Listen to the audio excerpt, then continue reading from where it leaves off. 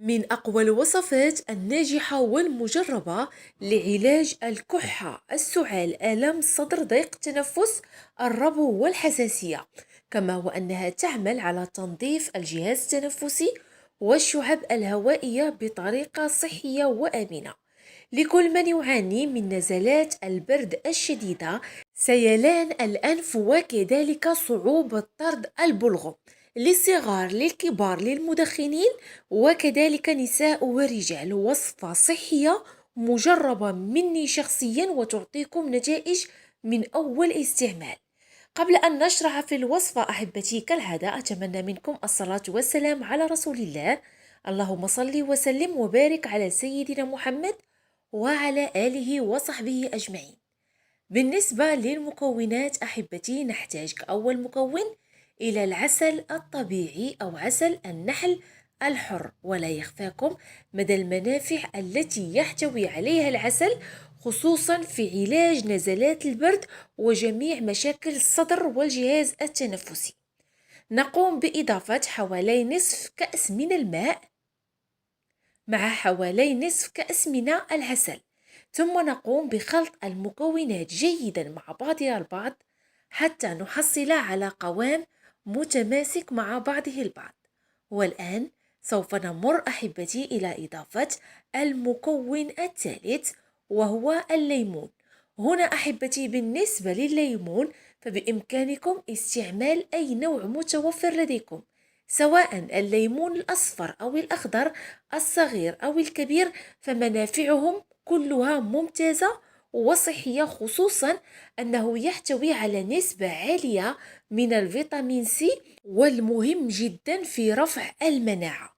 فالفيتامين سي أحبتي يعمل بشكل كبير جدا على الوقاية وحمايتكم من الإصابة من نزلات البرد، من الكحة والسعال، ومن الإصابة بالعدوى، كما وأنه يعمل بشكل كبير جدا على رفع المناعة ضد جميع الأمراض بطريقة صحية وآمنة. هنا أحبتي أقوم بأخذ حبة صغيرة من الليمون والقيام بتقطيعها إلى قطع صغيرة، ثم نقوم بإضافتها إلى الوعاء. بعد ذلك سوف أقوم أحبتي بوضع جميع المكونات على نار هادئة جدا، ثم أقوم بإضافة المكون المعجزة والفعال جدا في تسخين الذات، حمايتكم أحبتي من الإصابة من العدوى، كذلك من جميع نزلات البرد أو السعال، كما وأنه يعمل على قتل الفيروسات بالذات وتنظيف للجهاز التنفسي والمساعدة على طرد البلغم أعزكم الله.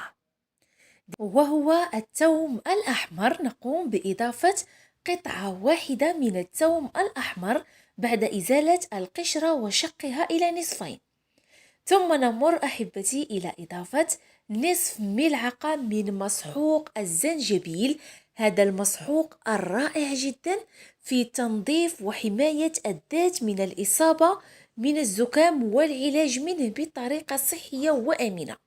كذلك نقوم بإضافة ربع ملعقة من القرفة، ثم تصبح الوصفة والمكونات كاملة.